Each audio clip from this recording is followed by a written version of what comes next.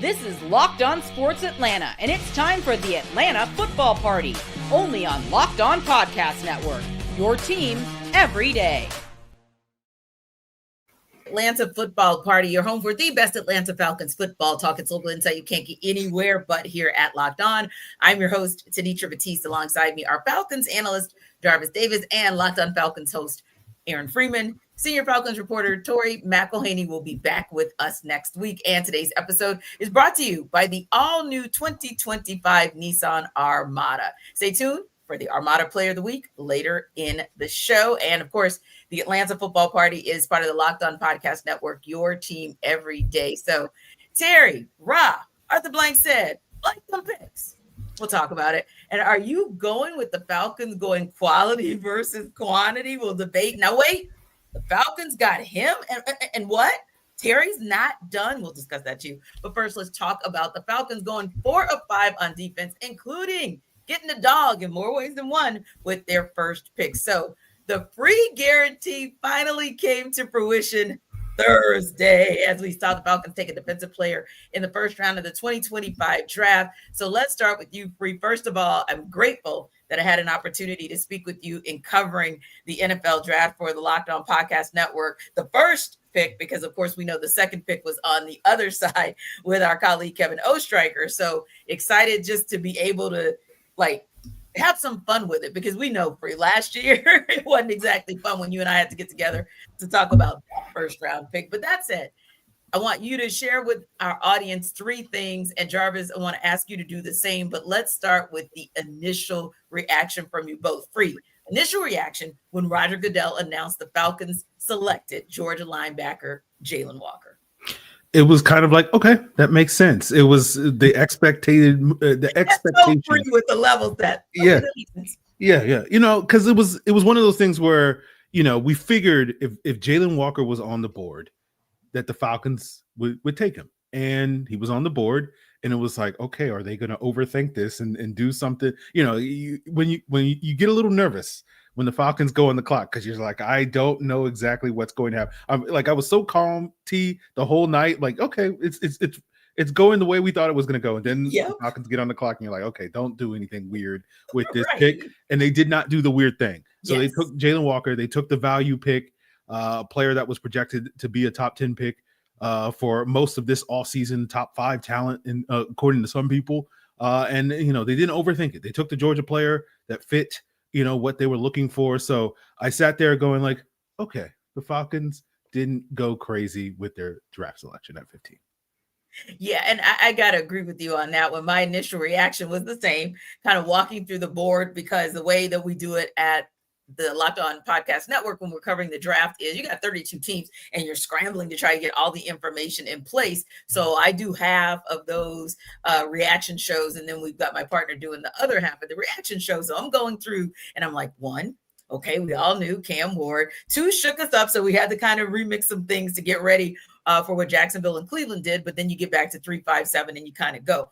But honestly, Jarvis, when I got to like number 11, that's when, like Aaron said, even though I am not a Falcons fan, if you cover a team for any specified period of time, you want what's best for that team and their fan base. So that's when those butterflies started to come in, and the nervousness came right around that 11th pick, because I knew 2 or 3 picks later is going to be like some do or die type of situation going on.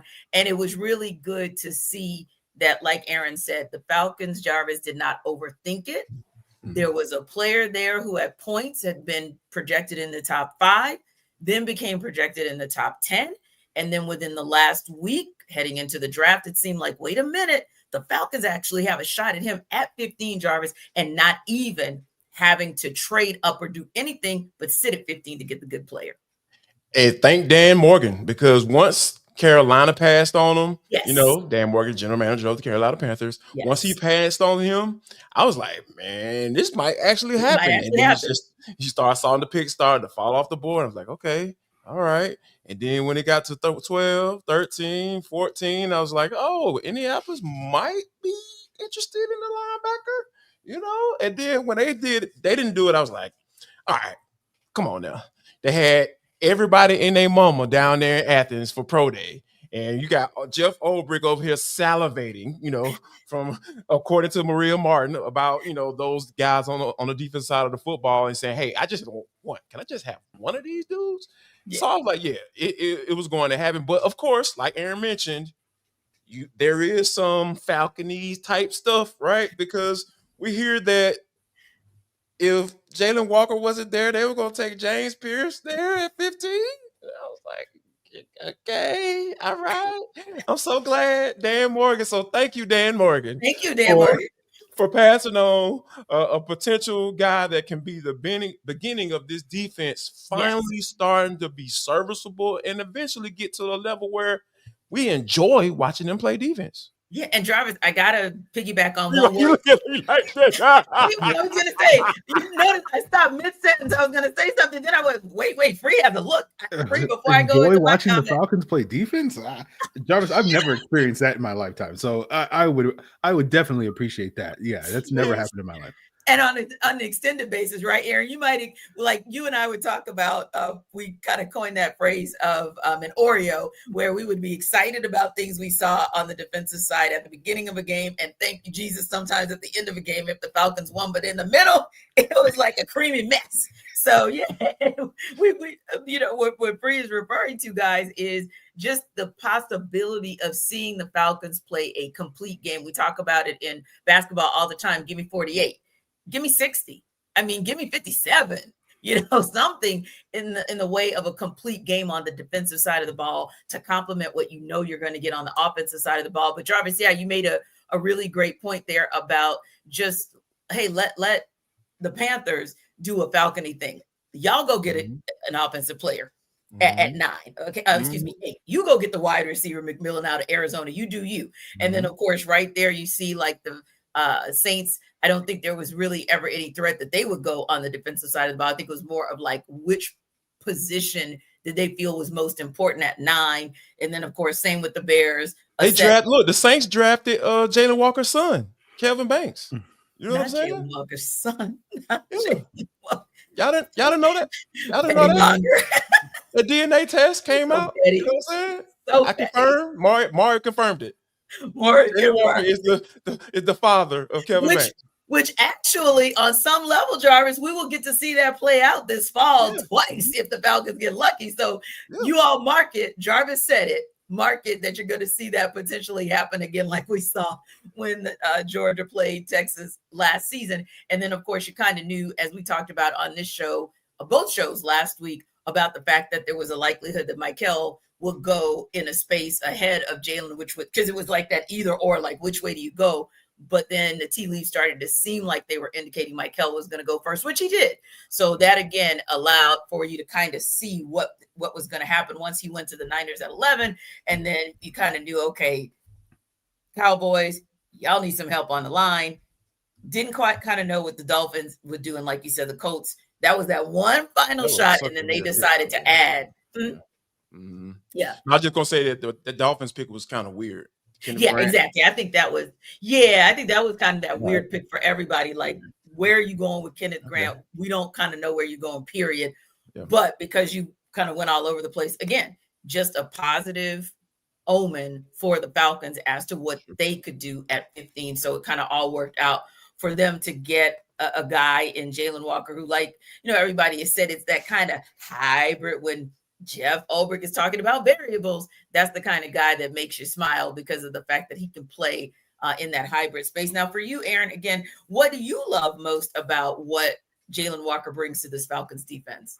Yeah, I talked about it before, where it's like if you love the versatility, you say, oh man, he's a hybrid player. If you don't like the versatility, you say, oh, he's a tweener or whatever. And initially, when I was watching Jaylen Walker, I was like, I'm a little worried he's more of a tweener. But as I've watched more films since the Falcons have drafted him, I'm like, okay, I'm starting to see that hybrid player. Mm-hmm. And so it's one of those things where I think with the Falcons and how utilizing Jaylen Walker, it's going to matter how the Falcons utilize him, because Jaylen Walker is one of those players that doesn't necessarily have like the massive size that you say, oh, we just put him on the field and just let him go and he'll be fine. Like, you have to kind of utilize him in the right ways, just because he's a little bit of a smaller frame guy. But, as they say, he's a dense guy. There's a lot of muscle packed into that. He's a little muscle hamster, a little fire hydrant bulldog type of guy.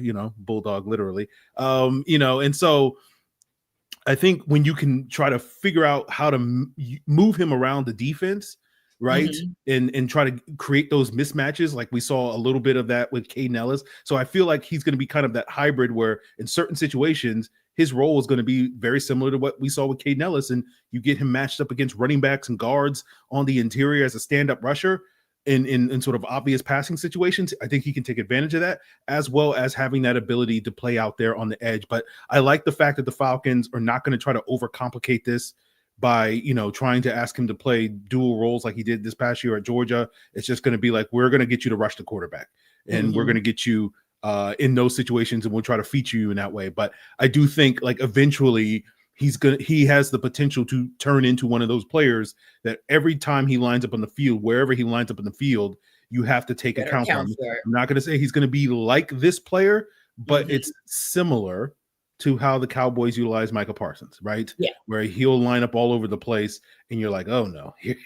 and the offensive lineman's like, oh God, he's lined up over me. Oh God, here we go. All right. So like, that's what I think you eventually can hope out of Jaylen Walker. And so I think that element that he adds to the defense is huge potentially for the Falcons long term. Yeah, I think this is I think it's interesting because like Jeff Ulbrich talked about him wanting to master coming off the edge.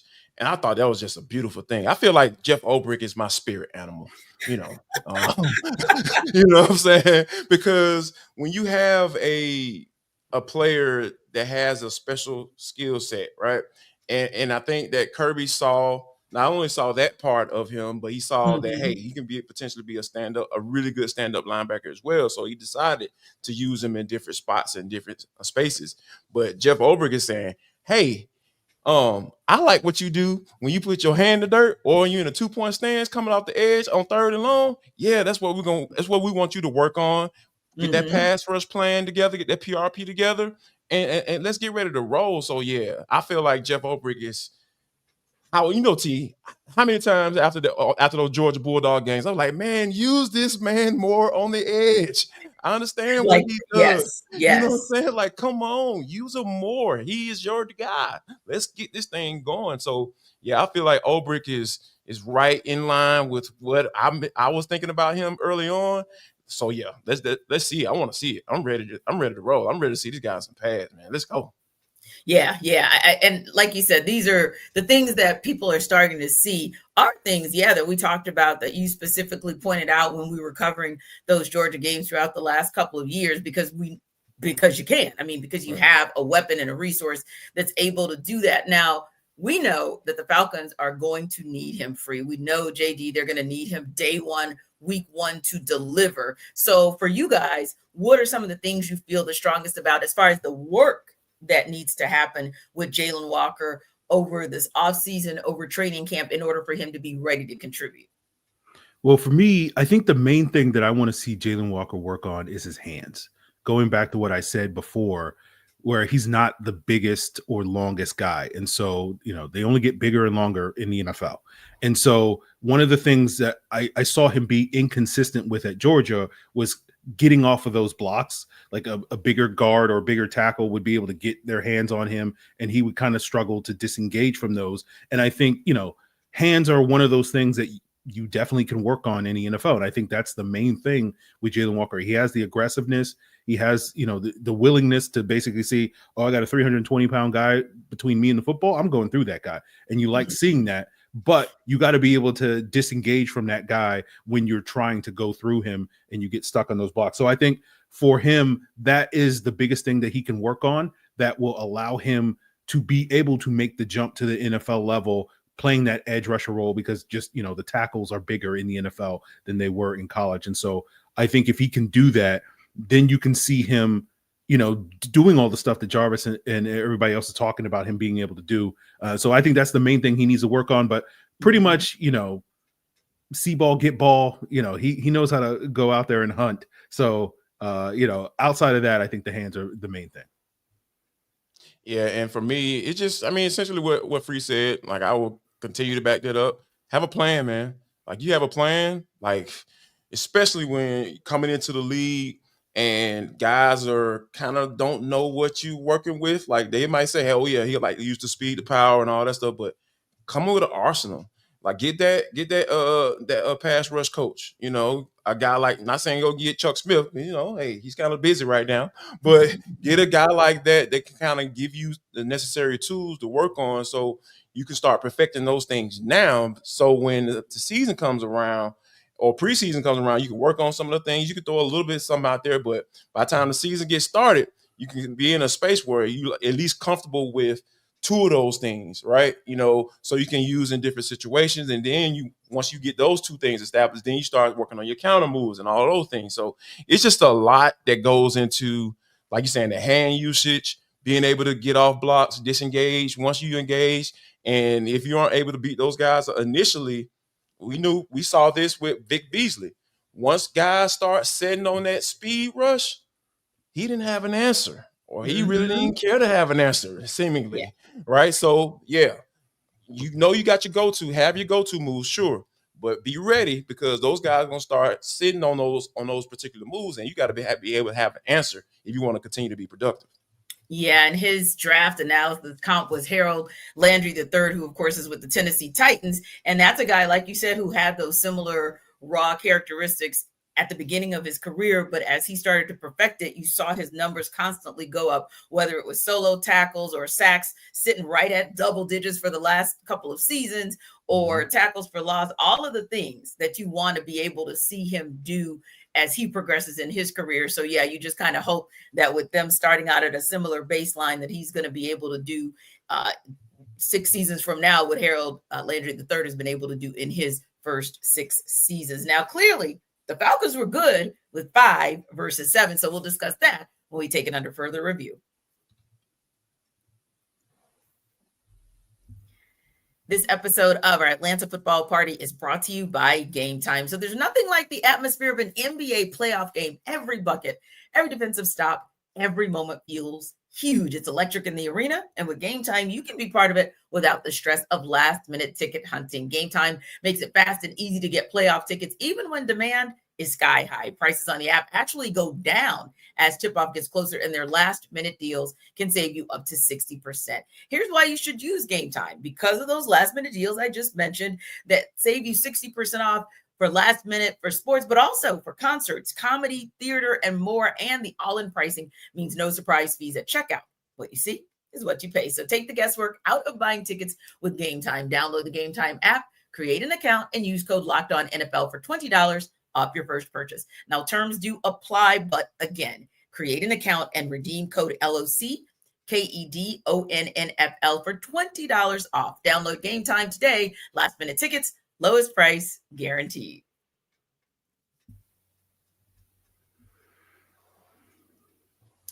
Okay, guys. So this was one of those interesting ones because we kind of touched on it a little bit in the first seg, but I want to talk about it in more detail because the Falcons had 4 other draft picks this weekend, courtesy of the fact that they said blank them picks and decided, hey, we don't really care about trying to get that 3rd round pick back. We don't really give a flying flip about a 2nd round. We see a guy in James Pearce Jr. that, hey, we legit would have taken at 15.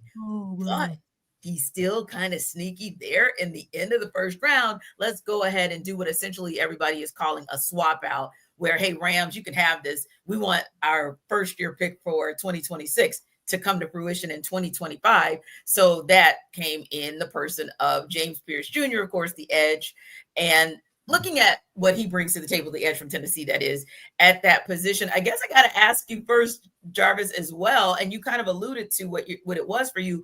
But tell me about that initial reaction when you heard that the Falcons decided to make this move and then make this move to get him.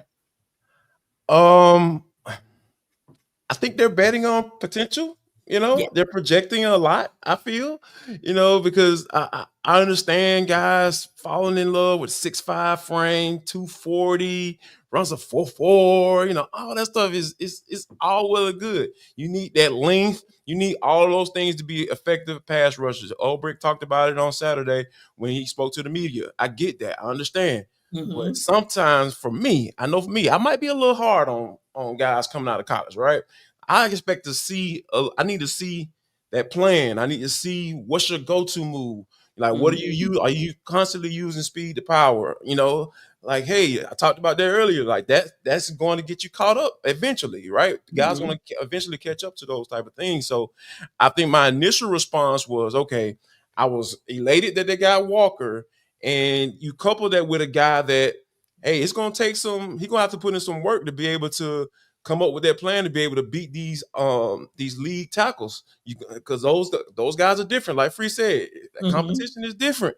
If you aren't straight up dominating, those guys in college, and then you get to the next level, it's gonna come down some. So if there is a lot of potential there, like, okay, what's the plan for him, right? Falcons are always talking about what's the plan. All right, is Nate Ollie coming in and working with this guy? Like, hey man, here's what you need to work on. This is what you need to work on from here on out to the season get started. And I think that the Falcons do, have a plan for him. And I think that for them to double dip like that, it took me back to 2019 when they got Chris Lindstrom, who I love coming out of college. And then they got Caleb McGarry, who I was kind of a little sketchy about, and Caleb McGarry's been fine. He's solid. So, you know what I'm saying? So if we got a situation where Jaylen Walker turns out to be one of those dudes, which a lot of people think he can be, and James Pearce ends up being a guy that can get you 7-8 sacks every now and then, every season or every other season or whatever, I'll be totally cool with that. And throw a double-digit sack in there one year, I'll be totally cool with it. So, yeah, but I think that the fact that they double-dipped, that made my heart happy. Yeah, and I think that's the same, Aaron. For me, it wasn't even so much about the pick of James Pearce Jr. My reaction was more like, impressive, right? Like, that's impressive to me that you're even trying to be bold, because at this point you really are kind of in do or die mode, I feel like, for that front office, for that organization. So yeah, James Pearce, probably a TBD as my initial reaction, but also a reaction of being impressed, because hey, look, nothing beats a failure but a try. And if you're going to go and gamble, I'm real glad you gambled on the defensive side of the ball to get back in the first round, as opposed to what Jarvis said. And again, nothing against Caleb McGarry, but this was the draft where if you're going to gamble to get back in, I need you to gamble to get back in on the defensive side. And I need you to gamble to get back on somebody who's still going to pick the quarterback.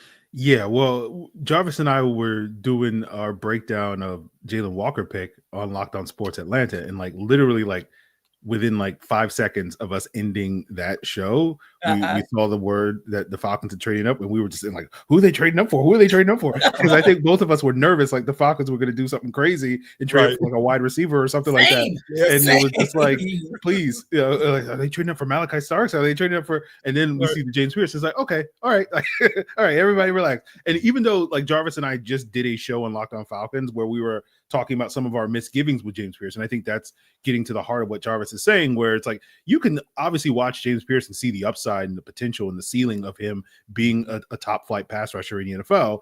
But when it comes to this point in a player's career, it's really about what your floor is, right? Because you're not going to reach your ceiling in year one. You might reach your ceiling in year 3 or 4 or 5. But what you're going to do over these next 2 years is really about where your floor is. And that's where I think the questions are with James Pearce, because in college, he wasn't a great run defender. And so it's okay, well, if you're not going to help us out on first and second down, you got to help us out on third down. Yes. And that's the thing with James Pearce, where it's you see the flashes of him being a dominant pass rusher, given all his production he had in the SEC. But at sometimes you also see him kind of disappearing for stretches. And so you wonder, are you going to be able to get that consistency as a pass rusher year one in this role? And so that puts a lot more scrutiny. Plus, you get the trade up, the future first round pick, and all that stuff. That adds even more scrutiny to the James Pearce selection. So I get why the Falcons bet on James Pearce. I understand what they're seeing and what their potential, and they're looking at it and they're saying, hey, this is a guy that we think can be a high level pass rusher in the NFL. But there are a lot more questions with James Pearce, I think, at this point in time than there are with Jaylen Walker. With Jaylen Walker, you know what you're going to get, right? Yeah. That's the thing about Georgia players, where it's Kirby Smart's going to give you a floor in the NFL, whether that's a special teams player, whether that's a role player, whether that's a starter or whatever. You're going to be able to come into the NFL knowing that you can do X, Y, or Z well, and that's going to get you on an NFL roster and allow you to contribute on that. But with James Pearce, there's a lot more question marks about what exactly is he going to contribute in year one. But you can see, obviously, the talent and the tools and the traits and the upside. So it's even if you're not 100% sold on James Pearce, you're I get why the Falcons are. Yeah. I think like you hit it spot on. Like you always know, and we say this all the time about Georgia players, like you're going to get the goods 95% of the time when those players hit the field in week one. But this is the other side where, wow, the upside might be there. Like there might be quite a ceiling for what James Pearce Jr. brings to the table. You're just not really kind of sure what it's going to be. So yeah, I think I kind of put a TBD on that one as well. Like not a bad one, but just a little bit more of a TBD on him. Now, then I did, of course, on Jaylen Walker. I didn't have a TBD on him. I see nothing but positives there. But here was one that I thought was interesting because we talked about this. We started talking about this in pre-production, and I said, this is interesting how you guys kind of feel about the selection of Xavier Watts, because he was one where I think everybody at a minimum thought, solid pick there, certainly can contribute and should be able to potentially contribute day one. But Jarvis, there were some people who were like blowing it out of the water, like, yeah, he's going to be him and this is going to be everything and so on and so forth. And it's like, okay, now don't get me wrong. When you look at Xavier Watts and what he was able to do at Notre Dame, yes, 13 picks, you break up 13 passes, you don't get any touchdowns scored on you. That is indeed pretty impressive. But then you think about what happens with that crowded room, if you will, that secondary room or that crowded safety space in the secondary room. And you kind of wonder, okay, where does Xavier Watts actually fit? What is he actually going to be able to do relative to whomever else is in the room? That said, Jarvis, what was your thought on Xavier Watts and kind of why you said, hey, I think he's solid, but pump the brakes on him being like that next up, that guy? Yeah, Free and I were talking about this before we went live and got started with this show. So, I think that for me, I can't sit up here and say one way or the other how I feel about him as a player, like I would say about a Jaylen Walker, right? Mm-hmm. It kind of explains why Jaylen Walker went in the first round, he went in the third round. So I have questions as to how they're going to use him. Are you talking about him eventually replacing Jessie Bates?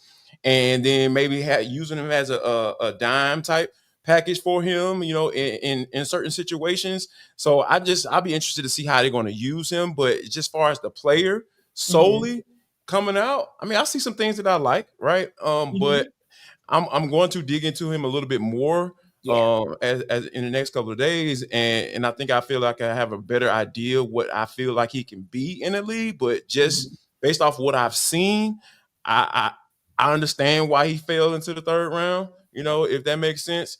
But I think this is going to be interesting because you talk about that crowded DB room. It's crowded. Yeah. And you know what? I like that. I know. Yeah. I want the crowded, the better. Right. The more people who have the potential to start in on the back end of this defense, the better that competition will be. And whoever rises to the top, they're going to be well prepared for what's coming in 2025. So, yeah, that's where I am with Xavier Watts.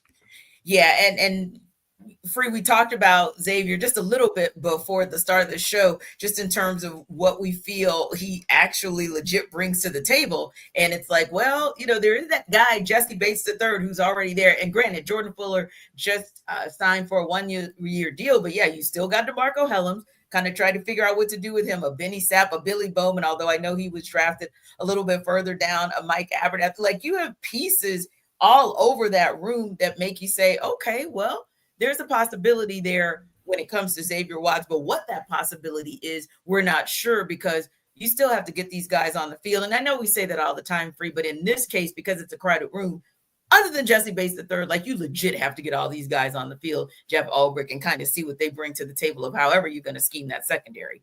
Yeah, I think, again, it's a floor versus ceiling conversation. I think with Xavier Watts, like, I like the floor. I think, he played in a scheme at Notre Dame that plays a lot of man coverage. So he was just basically that center fielder that, okay, if any of my guys get beat, I'm going to come over the top and be able to help those guys out. And I think that's probably what he's going to do here in Atlanta, where you can basically say, okay, we know Jessie Bates is one of the best center fielding free safeties in the NFL, but parking Jessie Bates 20 yards down the field is not good strategy, because you want him closer to the football and let him do all the cheating that he loves to do on those plays and coming downhill. So I think to me, the vision of Xavier Watts is he's going to basically be that guy that we're going to park 20 yards down the field and you're like, okay, just, cover up any mistakes on the back end. And with his ball skills and playmaking ability, I think he can do that. And that will allow Jessie Bates to play a little closer to the line of scrimmage. And so to me, I think that's a high floor.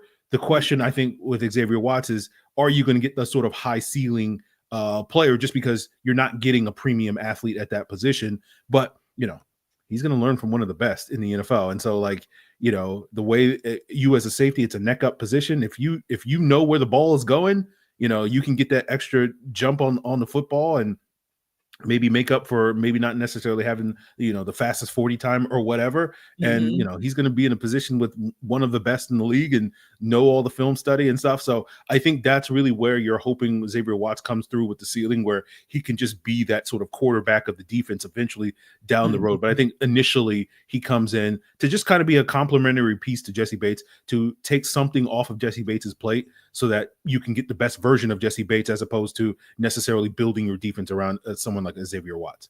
Yeah, and maybe you get the best version of Xavier Watts as well, because you don't have that pressure on him to produce at the highest level coming in. Now, we got a couple other picks. We alluded to one of them that's also going to be in that fight in the competition in the room, the secondary room. We'll talk about him, and the Falcons sneakily adding somebody potentially to give some of that competition that Jarvis loves to the offensive line room. But did any of these Falcons pick also, any of these picks make you do a double take? We'll talk about it when we run it back.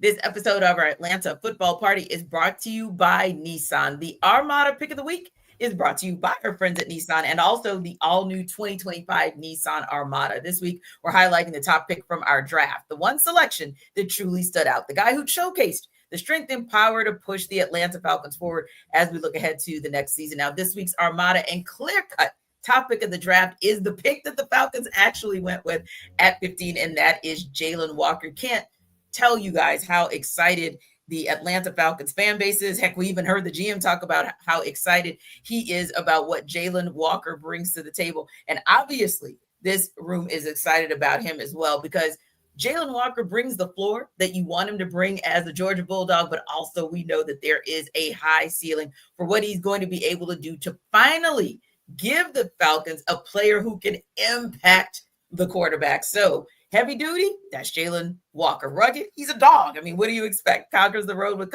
capability and confidence. Yeah, I'd say he can probably cross that field start to finish with no hesitation, and dream big, go big. That's how Jaylen Walker plays his game too. When it comes to the Nissan Armada, they say go forth and conquer, and that's exactly what Walker can do. It's clear. Our pick of the draft is out here ready to conquer the road with confidence, just like in the all-new Nissan Armada. Take the Armada, Rogue, or Pathfinder and go find your next adventure shopping at nissanusa.com.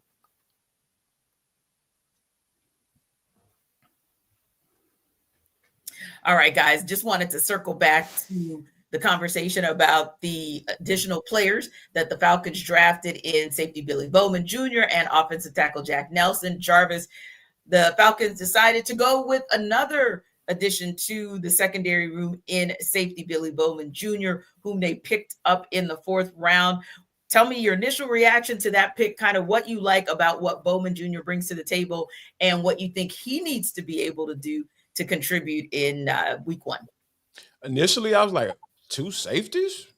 I know. Double up on safeties? I was like, oh, okay. And then I did a little research, and then I recalled back down to Mobile at the Senior Bowl, he was getting some work at that nickel spot. So I think that, and Jeff Ulbrich confirmed it as well on Saturday, talking about he's going to be working at that nickel spot because he's a little smaller. He's like 5'10", 190-ish. Yeah, that's not safety spot in the NFL. So when you think about it from that standpoint, so yeah, I think this would be interesting. Like you adding to the room, you got D. Alford, you got Clark Phillips, he was moving inside as well. Hey man, y'all go in that room right there. The light's about to get turned off, and we're gonna see who's gonna come out on top. Hey, I love it. Sadly, I must be from the South because I was like, lights off. What happens when the lights go on? Like all those little bugs are all over the place. But hey, that could kind of be a similar analogy here. Like everybody's scrambling. You turn the lights on. Okay, survival of the fittest.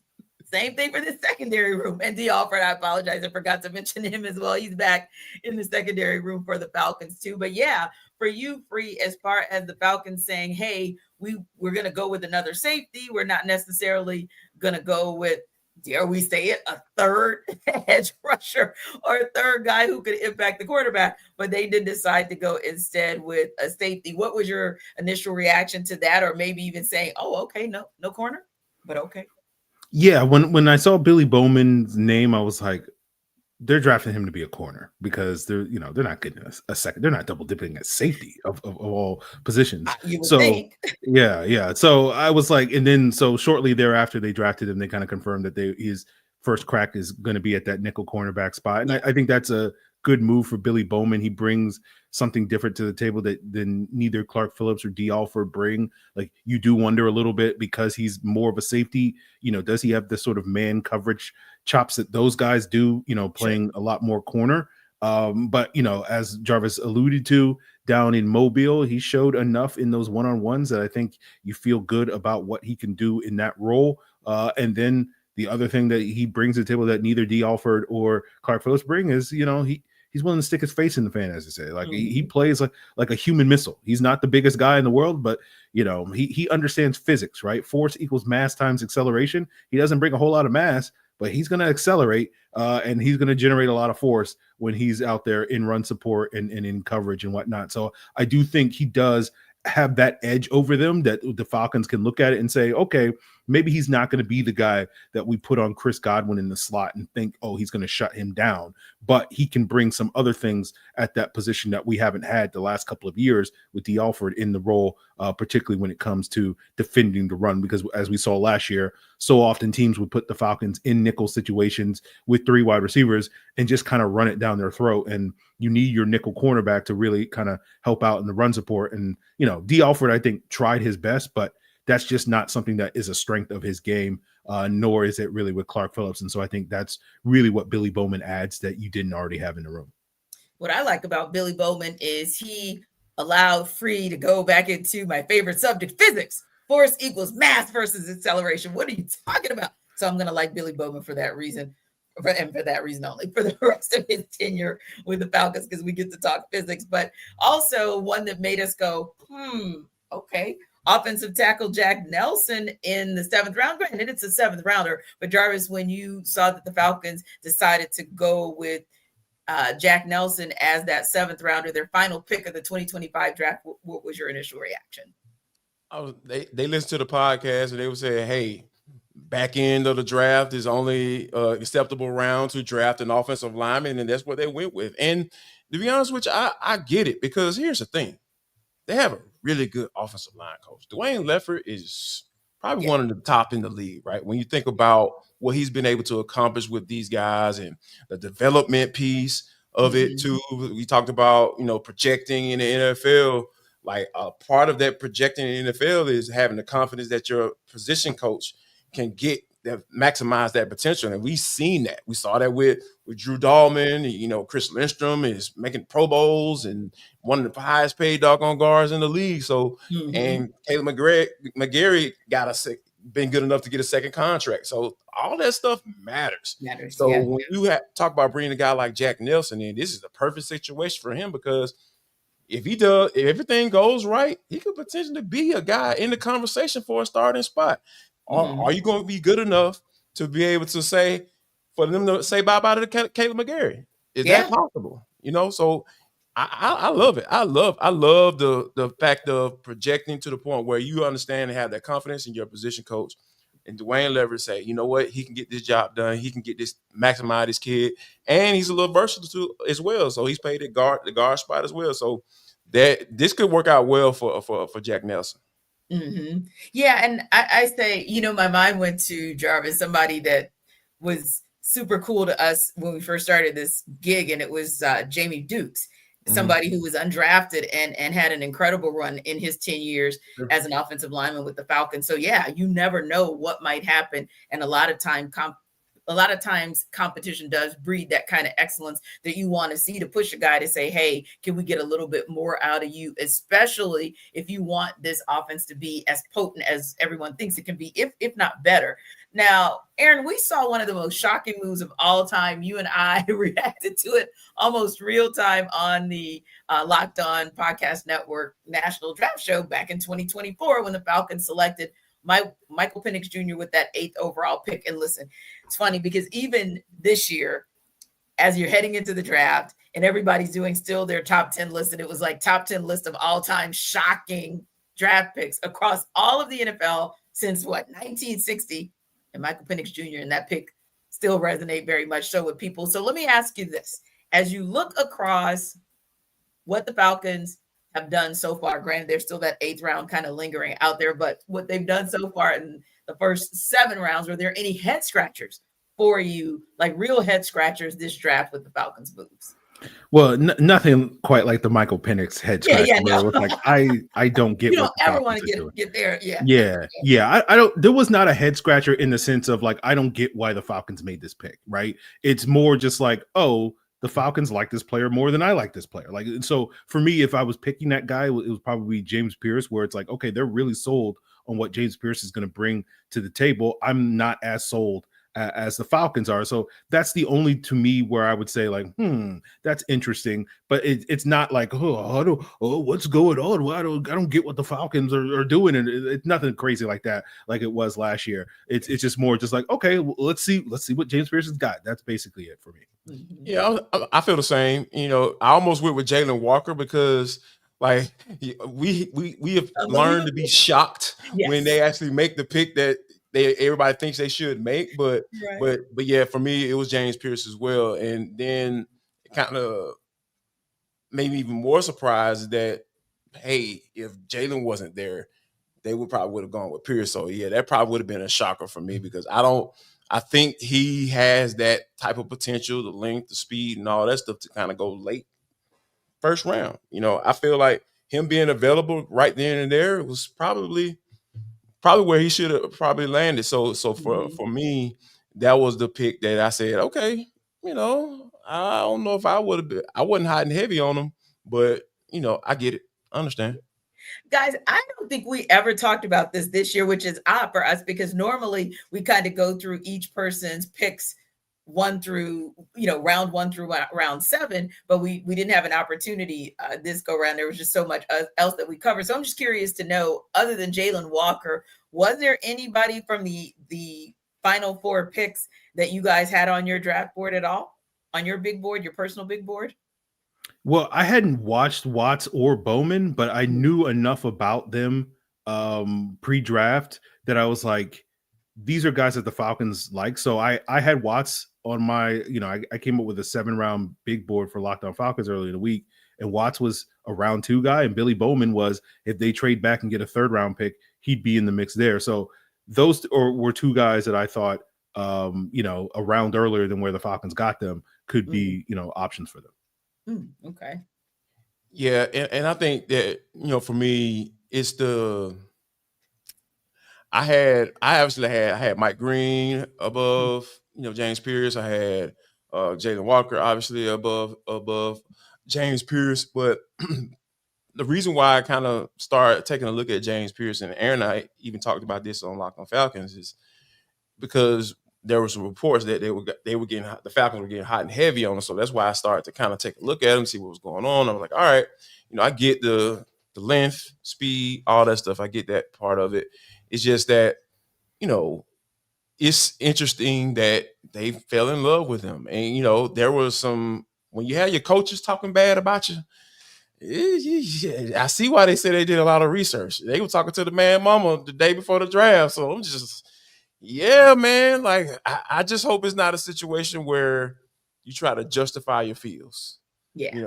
Like, okay, yeah, let me find what I'm looking for. Like, I always talk about, how when people, use statistics to back up, their opinion, how they feel about certain things when it comes to football.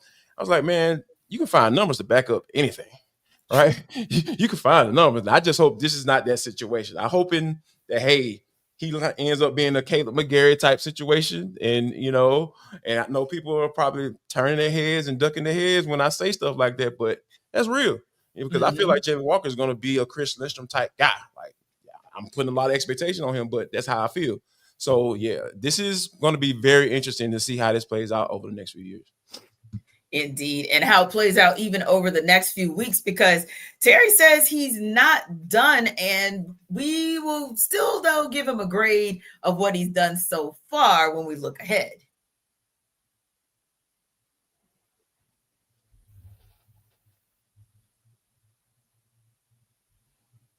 So, Jarvis, when you look at this quote that Terry Fontenot said last week in the draft, he talked about the eighth round, that you can call it this year, because there are going to be a lot of good players left over. So we really have to attack undrafted free agency in the right way. And we'll talk about that in a minute in terms of what the Falcons are doing past their draft class of 2025. But before we get there, 2 questions for you.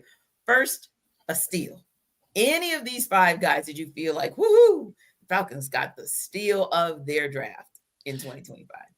I believe that Billy Bowman might be that guy, because I love how Free laid it out when you talk about a guy that's used to being physical, coming from that safety spot, and you move him down into that nickel spot. And as much as teams are in that 3 wide receiver sets, 11 personnel, what have you, that is going to be so key. If you can help out in any way when teams turn around and hand the ball off in that particular formation, man, you're so valuable. And if you can come up and be a solid tackler as well, because a lot of teams attacked that nickel spot last year. They attacked it and attacked it and attacked it and attacked it and attacked it. That's why it took so long for the offense to come back, because hey, man, we don't know yet, bro. We need to get some competition up in this thing for this particular spot. So, yeah, I feel like, Billy Bowman has a really big opportunity here. If he can beat out those guys that I laid out, this is going to be something for the Falcons where you like, hey, man, this was a big steal. Yeah. How about you, Aaron? Anybody of the 5 that you feel like, whoa, now there was a steal? Well, I was going to take Billy Bowman, but Jen Jarvis did it, and I'm not going to take the low hanging fruit of Jaylen Walker at this point in time. So let's talk about James Pearce. Like, he has the potential to be a steal, right? Like, where the Falcons potentially can get a double-digit sack guy if they can develop him, and we'll be looking back and be like, oh, Terry was on to something. Terry knew, all that stuff. So I think in terms of potential steals, I think James Pearce is a guy that checks those boxes. Mm-hmm.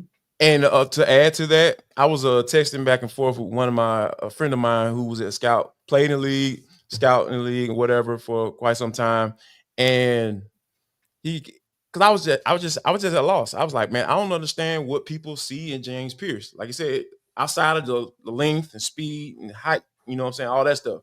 And he said there was one time he was scouting Danielle Hunter, and he did not see it.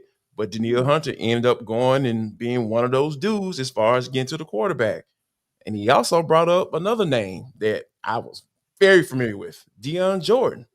Had the same length, speed, he looked just like one of those guys. If you sculpted and molded a edge rusher, what he's supposed to look like, that was Deion Jordan. And he was the absolute one of the worst guys and was out of the league.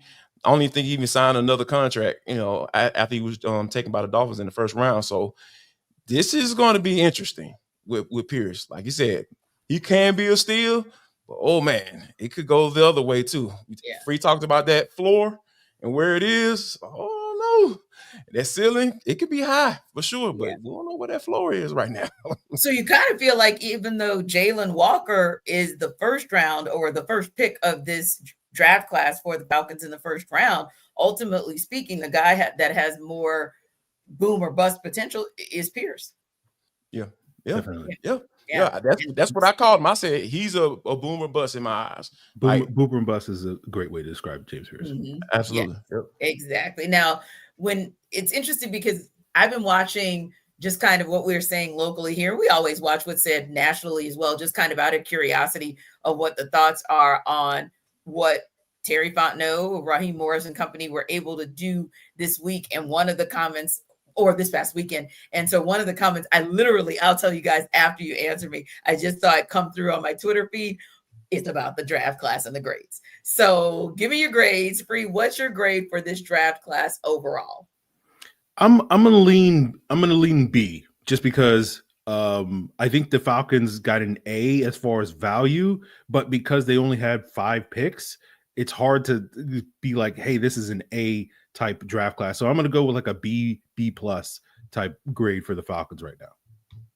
Okay. Yeah, for me, I was right there at the B plus, and then I bumped it up just a little bit to the A because I got a chance to go on Sports Extra last night, and I was like B plus. And then I started thinking about, like, they got good value with Jaylen Walker.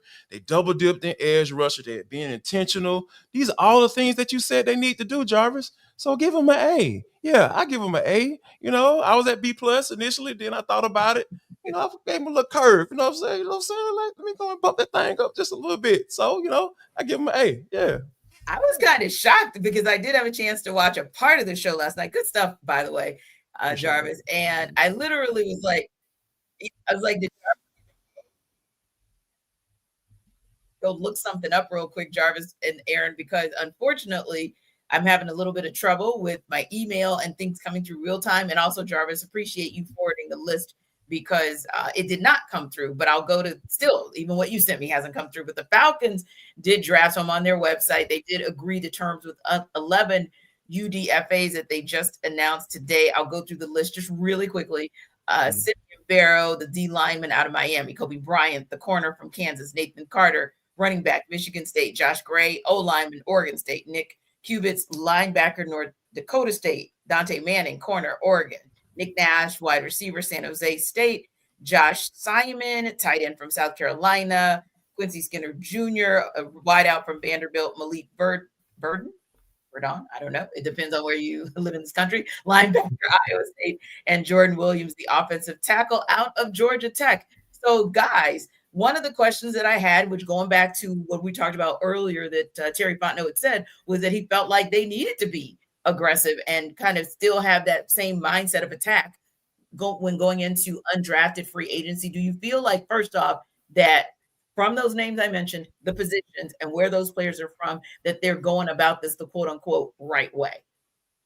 Yeah, I think so. I think this is the best undrafted group of players that Terry Fontenot has had, because most years when the Falcons sign their undrafted free agents, like if I know like more than one of those guys' names, I'm like, oh, okay. And this year it's like 5 or 6 of these guys. I'm like, oh, a bunch of these guys could have been drafted, particularly Kobe Bryant, I think is probably the highest rated of these guys, and another option for that team at nickel corner and potentially outside corner at that position. So I do feel like, this potentially, I talked about this on Locked On Falcons, this potentially could be the best undrafted haul of free agents the Falcons have had. It's got a lot of proving to do before we get there, but you go up against like the 2013 group that produced Ryan Schrader and Paul Warlow and Joplo Bartu and others, and it's like 150 plus NFL starts among those undrafted free agents. So there's a long way to go for this group to match that group, but you do see some of the potential with some of these guys that I think could have been day 3 picks in this draft. Yeah, and it looks like I'm sorry, go ahead, Jarvis. No, I'm just gonna say that, and that's what you look for when it comes to the 8th round, as Terry like to put it, because you look for value, you look for guys that can get up under your coaching system, and it was funny when they were talking about Jerry Gray had texted Terry Fontenot. It was like, hey man, what have you done for me lately, baby? Let's get some of these DBs up here. And I feel like, and I'm with Free, I feel like Kobe Bryant definitely should have been gone day 3. Like just from what he was able to do in the East-West Shrine game. He had an excellent game out there. He's put on about 10 pounds. A lot of people were very concerned about his weight and all that stuff too. So I feel like when you got a guy like that leading the charge, then you got Joshua Gray, offensive lineman, we know that, hey, I want a little more competition at that center spot potentially. So yeah, let's get these guys in here and let's see what they can do. And I feel like rookie minicamps is going to be very interesting, once those get rolling. And when you look at that list as well, guys, it looks like they had a couple of corners in the undrafted free agent list, including Dante Manning out of Oregon State, but also a couple of linebackers and a D lineman as well. So wanted to ask you guys, when you look at the complexity of or the nature of the direction that they went in, are there any other holes where you're saying to yourself, okay, I hope that the Falcons go there as far as where they can pick up maybe some of those jewels, those nuggets, maybe players that were thought to go anywhere, should have gone anywhere from the 3rd to 7th round that maybe are still out there? For me, the one hole that I thought the Falcons didn't address that I thought they would was getting a nose tackle. And I was, when we got to round 7, I was like, here comes our second Georgia player. We're going to get this, Nazir Sackhouse. He went undrafted. He signed, I forgot what team he signed with. I think Green Bay. And it was like, he was just upset that the Falcons, how dare you? You always take a Georgia player in the 7th round. And so you not taking me, I'm going to go sign with the Packers and go play with him. I thought it was going to be Cash Chambliss free. Yeah. That's what I thought it was going to be too. Yeah. So I feel like that's the one area where the Falcons haven't quite addressed it. And they did bring in the D tackle and Simeon Barrow, but he's more of that sort of penetrator, smaller sort of guy, like sub 290 sort of D tackle. So that's the one area where I would like to see the Falcons address, maybe with a veteran, maybe not necessarily relying on an undrafted rookie to come in and do that. But I think that's probably the one spot where I feel like, okay, they still have some work to do there. And for me, I feel like Terry just couldn't help himself with this one. And that's Nick Nash, 6'3", 195 wide receiver out of San Jose State. I was like, oh, you just couldn't help yourself, right? You had to go back to California, go get you a big old big body wide receiver. You know what I'm saying? Like, you want to go back over there to the West Coast and get one of those West Coast cats to come down here and play a little football. So, but yeah, this Nick Nash could be interesting. He can definitely be interesting, right? Because a guy like that in the slot, you talking about some mismatches? Goodness gracious! So yeah, like I said, these rookie mini camps are going to be very interesting to see. Once you get these guys out here, they start going out there and competing amongst each other. And because once these pads come on in the summertime, like it's going, those reps gonna minimize, and so you gotta go out here immediately out here in April and May to establish yourself. Like, hey, coach, it's a lot of teams that passed on me. I appreciate you bringing me in as a UDFA, but I got something for all those guys getting ready to come in July. Yeah, funny you should mention that Terry had to scratch that particular itch, because sometimes I figure, okay, that was a lot for him to go 4 out of 5 defensive players in the draft. So he comes back in the UDFA space and he gets himself a running back, Nathan Carter. And then, like you said, he gets the wide receiver, Nick Nash, Quincy Skinner Jr. And then he also gets himself Joshua Simon. So he was still able to make it a warm and fuzzy draft overall, because he was able to get himself a few more of those kinds of guys on the outside. And one more thing, obviously, this is a situation where the question becomes, okay, we didn't really see the aggressiveness that we wanted in free agency per se. So we assumed that we would see the aggressiveness in the draft, which I believe we would all agree that we did. But do you see any more opportunity for just a little more aggressiveness in free agency? Whether that is some people still asking if the Falcons will take a chance and pull the trigger, for example, on a Jalen Ramsey. Jarvis, you have thoughts? Oh, Jalen Ramsey. Oh, Jalen. I don't know. And this is an example, Jarvis. It can be anybody, but that you see them wanting to be aggressive about.